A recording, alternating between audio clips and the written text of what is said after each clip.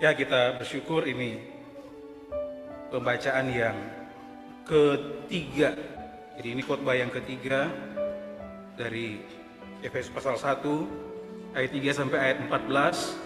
Kemudian minggu lalu dari ayat 15 sampai ayat 23, dan sekarang ayat pasal 2 ayat 1 sampai dengan ayat yang ke-10. Jadi Bapak Ibu bersyukur kalau mengikuti khotbah ini secara berseri, dan mungkin kalau Bapak Ibu baca pasal 2 ayat 1 akan istilah kerennya apa? Shock gitu ya.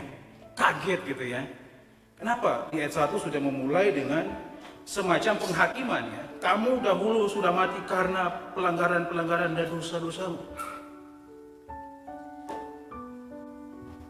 Bukan tulisannya yang salah, tetapi kalau kita mengikuti dari pasal 1, itu ada rentetan peristiwa yang tidak bisa kita hanya mulai dari pasal 2 saja. Oleh karena itu saya memberikan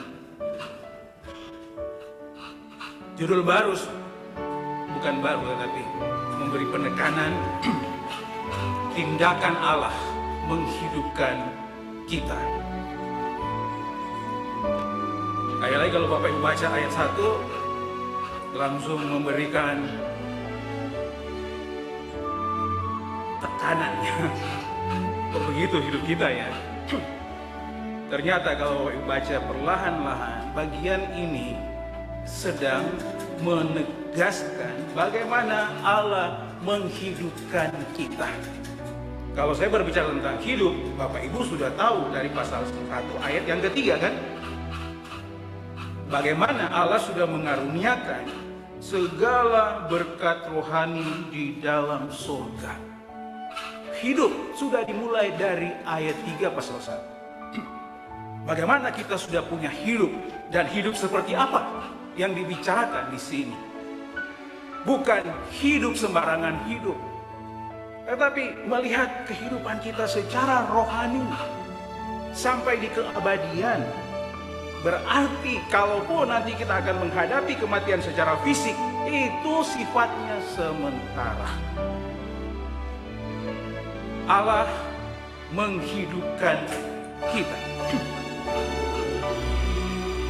Keselamatan manusia memang terjadi bukan karena perbuatan baik, tetapi Allah menyediakan aneka perbuatan baik bagi orang yang telah diselamatkan.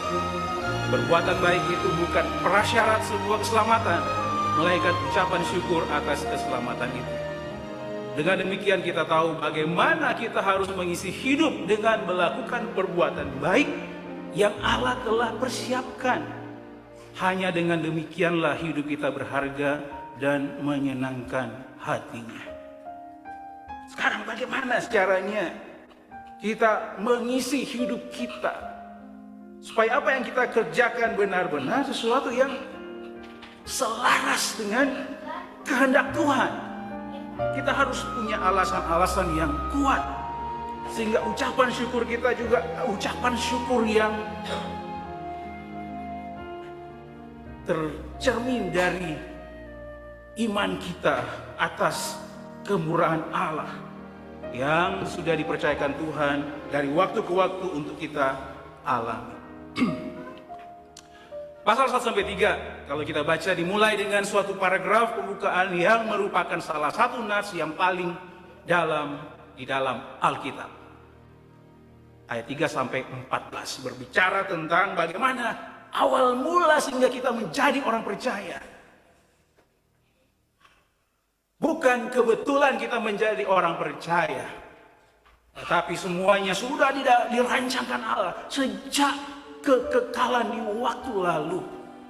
Itu membicarakan bagaimana kita harus bersyukur yang selama ini kita baca dalam Alkitab. Umat pilihan Allah di dalam perjanjian lama sudah disebutkan dengan tegas adalah orang Israel. Apakah kita orang Israel? Jelas bukan. Tetapi kalau kita baca ayat yang keempat, ternyata bukan hanya orang Israel yang dipilih oleh Allah, tetapi kita terhisap di dalam pengetahuan Allah untuk diselamatkan. Itu hal yang pertama. Kemudian kalau kita lanjutkan lagi, Di pasal 1 ayat 3 sampai 6 membicarakan tentang bagaimana kita dipilih, diangkat sebagai anak karena Putra yang menebus kita dengan darahnya, dan karena Roh Kudus sebagai meterai dan jaminan warisan kita. Dalam bagian ini Paulus menekankan bahwa dalam penebusan karena kasih karunia oleh iman, Allah memperdamaikan kita dengan dirinya. Kita sudah ada di ayat yang kita akan bahas pada saat ini. Allah memperdamaikan kita dengan dirinya. Allah yang mengerjakan sendiri penebusan itu, pendamaian itu bukan dikerjakan oleh manusia. Bukan saya yang mengerjakan, tetapi yang mengerjakannya adalah Allah sendiri. Sehingga kalau saya beri judul, mungkin tempat lain, tidak ada alasan kita untuk tidak mengucap syukur. Tidak ada alasan kita untuk tidak bergairah mengikut Tuhan. Beda dengan peristiwa-peristiwa di luar sana. Gak ada harapan untuk hidup di dalam damai. Tapi ini Allah sendiri yang menciptakan damai. Allah sendiri yang mengerjakan penebusan itu. Sehingga kalau kita berkata, kita bisa menikmati damai, tebusan itu, kita tinggal berkata-kata dengan iman. Tujuan penebusan adalah mempersatukan di dalam Kristus sebagai kepala segala sesuatu yang baik, yang di sorga maupun yang di bumi. Itu ayat 10 pasal pertama. Kita sebagai orang-orang yang telah ditebus oleh Tuhan Yesus Kristus harus mempertanggungjawabkan kualitas keselamatan kita kepada dunia. Itu gagasannya sekarang. Kita sudah punya segala-galanya. Sekarang kita sebagai orang-orang percaya harus mempertanggungjawabkan kualitas keselamatan kita kepada orang-orang yang belum percaya, dan setidaknya atau sekurang-kurangnya akhirnya mereka pun percaya dan menjadi pengikut Kristus.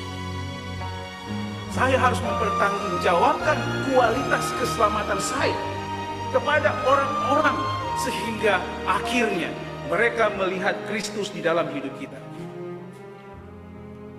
Pertanyaannya, mengapa kita harus mempertanggungjawabkan kualitas keselamatan kita kepada dunia? Alasannya apa? Saya harus mempertanggungjawabkan kualitas keselamatan saya kepada dunia. Yang pertama, alasan yang pertama di ayat 1 sampai dengan ayat yang ketiga, karena Allah menghidupkan kita dari kematian.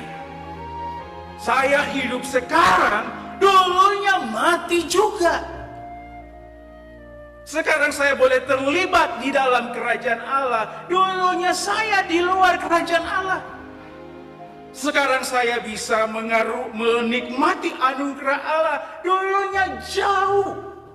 Tetapi kalau kita baca, sebenarnya itu ada pada ayat yang kelima, tetapi kata kuncinya sudah mulai dari ayat pertama. Saya cuma sedikit membuka informasinya. Kata kuncinya adalah menghidupkan. Mulai ayat 1 pasal 2. Yang ada secara letterlek tulisan itu pada ayat yang kelima. Allah menghidupkan kita. Allah menghidupkan kita dari apa? Allah menghidupkan kita dari kematian. Kemudian kita bertanya-tanya, kematian seperti apa yang dimasukkan di situ? Apakah kematian yang dimasukkan adalah kematian jasmani atau kematian rohani?